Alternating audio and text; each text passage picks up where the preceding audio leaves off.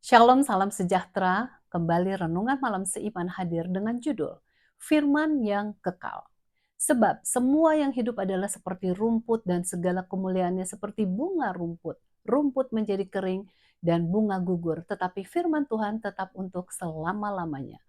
Inilah firman yang disampaikan Injil kepada kamu. 1 Petrus 1 ayat 24 dan 25. Dalam kasih karunia-Nya Tuhan memberikan firman-Nya kepada kita manusia. Firman-Nya adalah firman yang kekal dalam arti asli secara isinya dan tidak dapat dimusnahkan. Dalam sejarah umat manusia, banyak yang telah berusaha untuk memusnahkan Alkitab.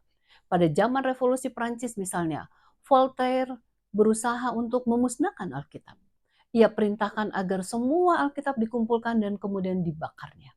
Abu dari pembakaran Alkitab tersebut dibuang di sungai Rhine. Namun, apakah benar Alkitab itu jadi musnah? Alkitab tetap dicetak dengan lebih banyak. Bahkan rumah Voltaire di Geneva menjadi kantor dari lembaga Alkitab sekarang ini. Di Madagaskar, Ratu Renovalona, yaitu seorang ratu Madagaskar yang berasal dari Pulau Jawa, memerintahkan agar semua Alkitab dikumpulkan lalu dibakarnya. Namun ada seorang yang menyembunyikan sebuah Alkitab di dalam sebuah gua. Saat Ratu Renovalona meninggal, orang tersebut mengambil Alkitabnya dan mengabarkannya dan sekarang ada lebih dari 5 juta Alkitab di Madagaskar. Sesungguhnya Alkitab, firman Allah, tidak dapat dimusnahkan seperti yang dikatakan pada ayat inti di atas. Firman Allah juga mempunyai keaslian yang dapat dipertanggungjawabkan. Dari masa ke masa, khususnya pada abad 19, banyak yang meragukan akan Alkitab. Apakah isinya masih asli setelah belasan ribuan tahun?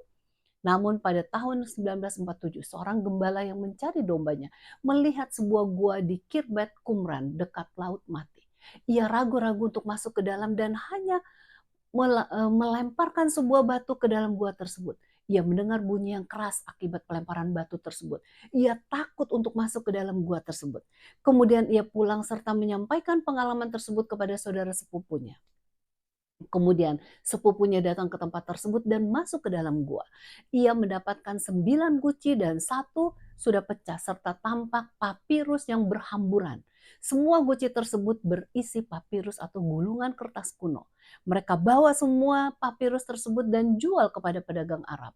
Setelah terjadi berbagai penjualan, akhirnya papirus tersebut sampai di tangan seorang ahli arkeologi yang bernama Profesor Dr. Albright.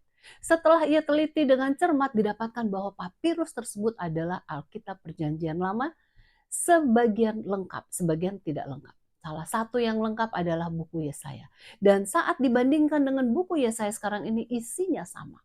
Tuhan sudah melindungi firman Allah, bukan hanya sekedar kitabnya, tetapi isinya juga agar tetap asli. Yang menarik, isinya tetap relevan untuk manusia di segala zaman.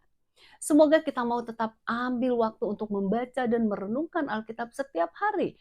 Sebab Tuhan mempunyai rencana yang kekal bagi kita masing-masing. Kiranya Tuhan memberkati.